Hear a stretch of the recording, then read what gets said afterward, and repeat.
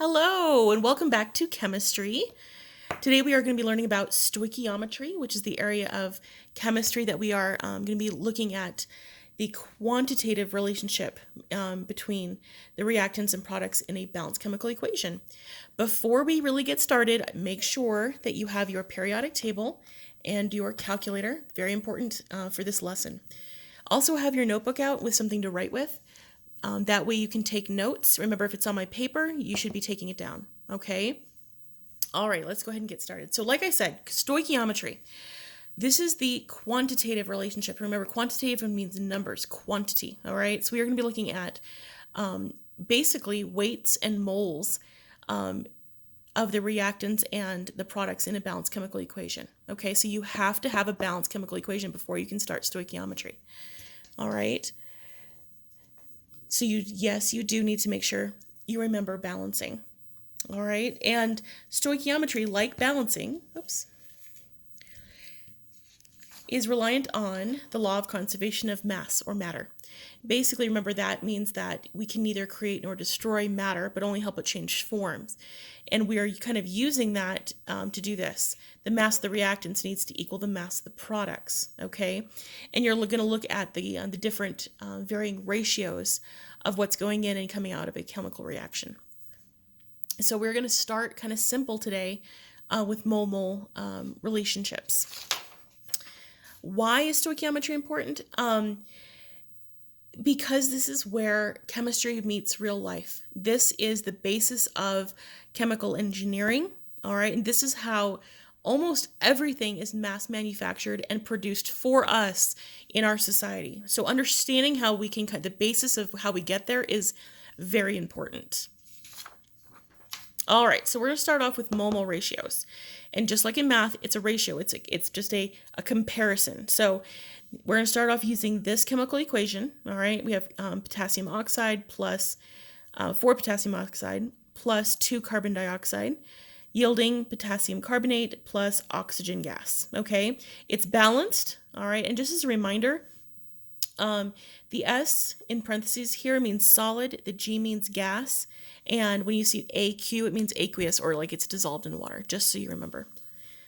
Okay, so if you look here, we are looking at the relationship between potassium oxide and carbon dioxide. And you can write this these two different ways for right now. So between potassium oxide and carbon dioxide, so we have a coefficient of 4 and a coefficient of 2, okay?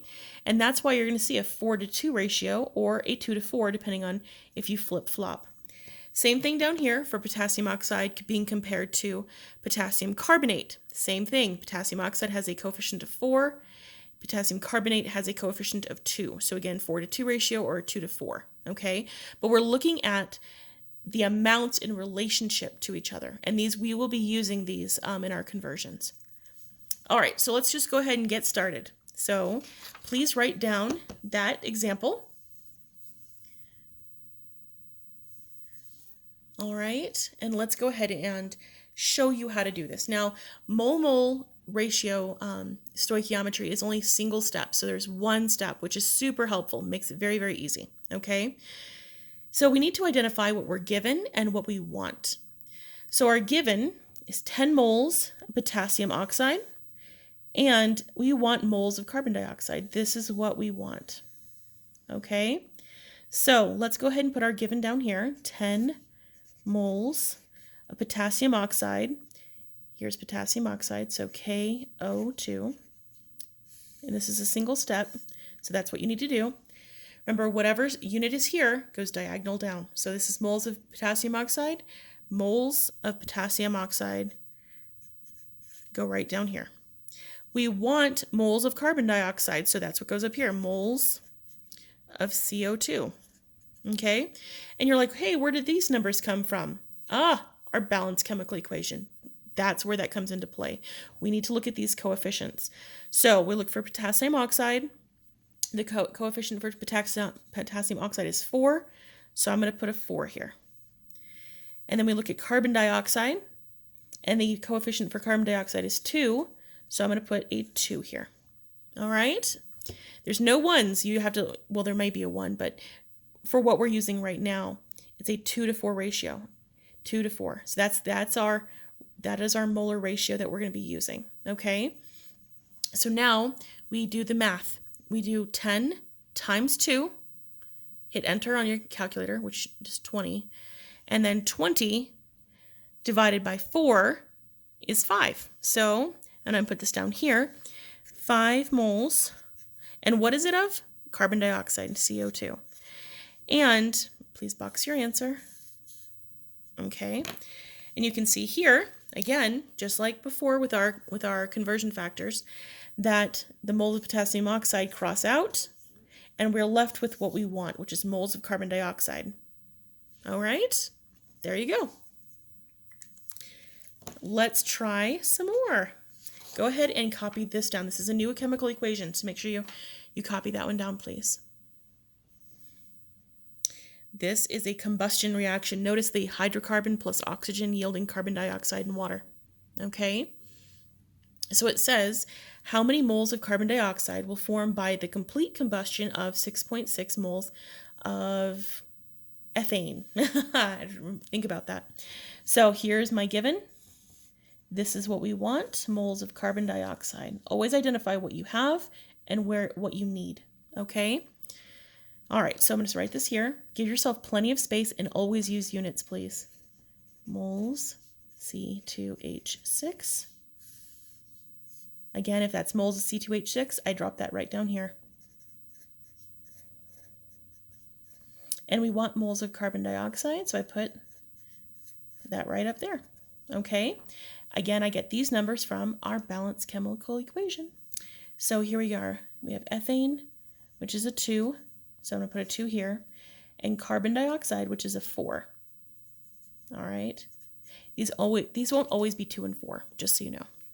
Okay, so once we have everything filled in, we can go ahead and do our calculation. So again, we have 6.6 times 4, hit enter, divided by 2, hit enter.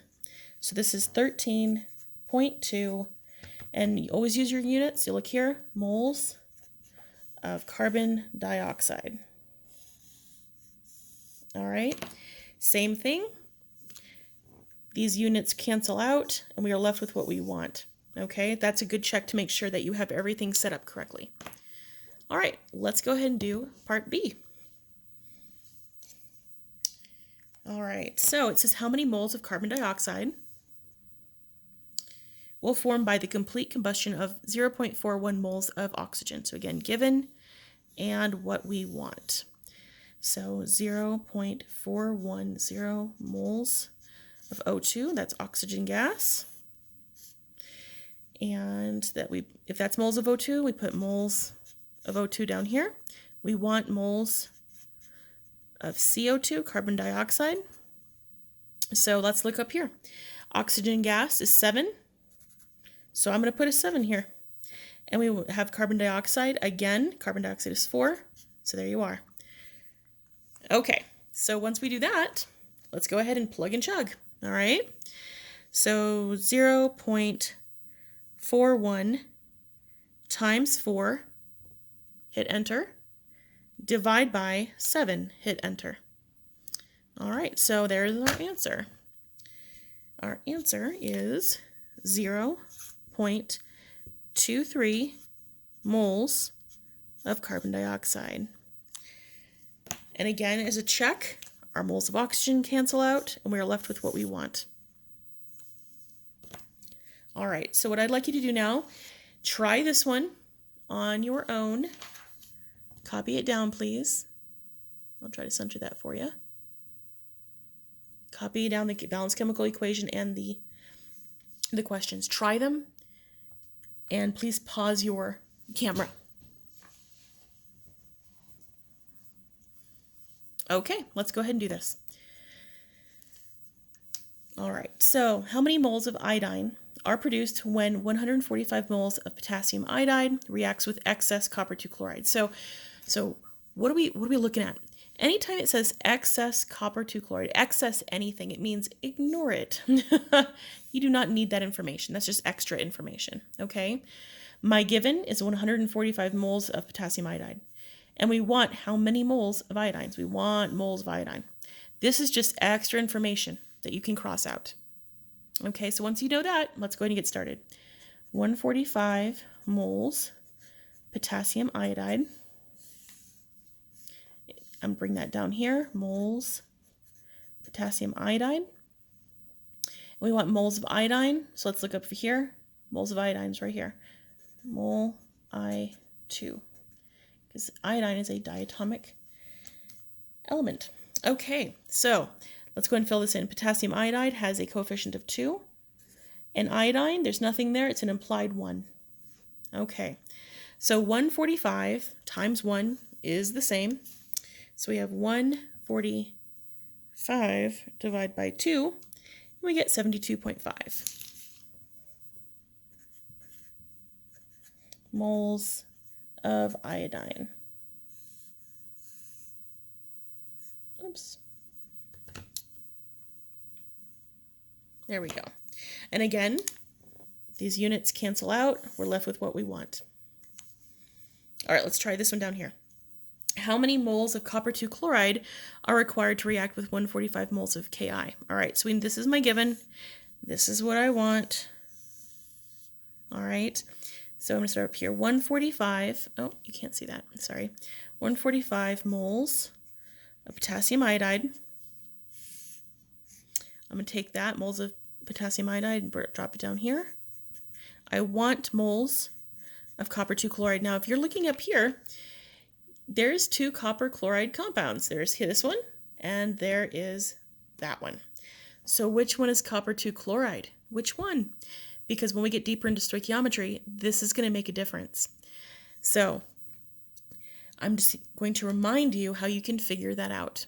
You need to look at the actual name, copper 2 chloride. Remember, copper 2, this tells you the charge. So I'm going to do this down here in another color so you guys can kind of hopefully remember what you learned in your previous chemistry.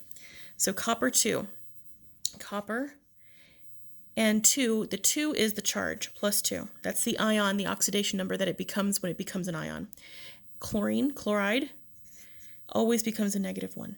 Okay, so we know this is plus 2, that's -1. We need 2 of these guys to balance that out to make electrically neutral. So we have 1 copper, we have 2 chlorines. That is copper 2 chloride. Okay, and again, copper 2, where I got this plus 2, is right here from this 2.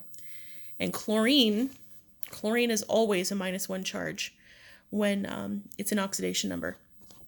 And then you balance the charges, you create the formula, and that tells you which one it is. So copper 2 chloride is this guy. This is copper 1 chloride. So like I said, this will become important as we get deeper into stoichiometry. Okay, so we have moles of CuCl2. All right, so let's do this. Ki has a coefficient of 2. Copper 2 chloride has a coefficient of 2, and this becomes easy then because 2 to 2, that's reduced to 1. So 145 times 2 divided by 2 is still 145, which is super duper helpful.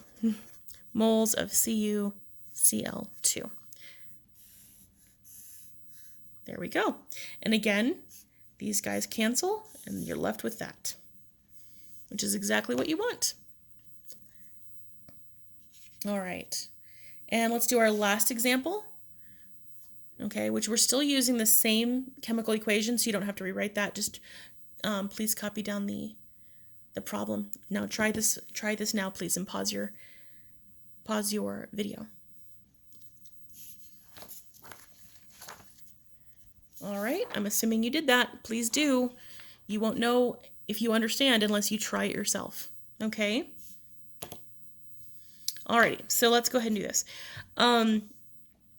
It says how many moles of copper 2 chloride must react assuming excess Ki, which, what did I say about that? It means ignore it, to form 8.11 times 10 to the -3rd moles of potassium chloride. All right, so this is our given. This is what we want. All right, so let's go ahead and start that. Now, you can put this into the calculator, but you need to make sure you use parentheses. Lots of calculators do weird things with this when you don't use parentheses. So you can do that. I'm just going to show you again how to take it out of scientific notation. So we have 8.11 times 10 to the negative 3. Remember, when the exponent is negative, we move the decimal to the left. You're making it smaller. The negative means small number. So we're going to move this 3 times. 1, 2, 3. Put the decimal there and fill it in. So that becomes 0.00811. Okay? Just that's how you do it. So let's go ahead and do that. 0.00811 moles of potassium chloride. And we are going to moles of copper chloride. So put this down here. We're doing this. Again, it's copper 2 chloride. We already figured out that that's CuCl2. Okay, so potassium chloride has a coefficient of 4, and copper 2 chloride has a coefficient of 2. All right, back to the 2 and 4 ratio. All right, so you can't really see that too well. We're going to put 0.00811 and then times 2, hit enter. Divide by 4, hit enter. Okay? And then we're going to round this. We're going to round it. So we're going to round this to 0.0041 moles of copper 2 chloride. If you wanted to put that into scientific notation, it would be, you'd move it 1, 2, 3, so 4.1 times 10 to the negative 3rd mole copper 2 chloride. Both are perfectly acceptable answers. All right. So that is the introduction to the mathematical part of stoichiometry, mole-mole ratios, single-step conversions. Okay? I hope you enjoyed that, and I hope you learned something. Thank you.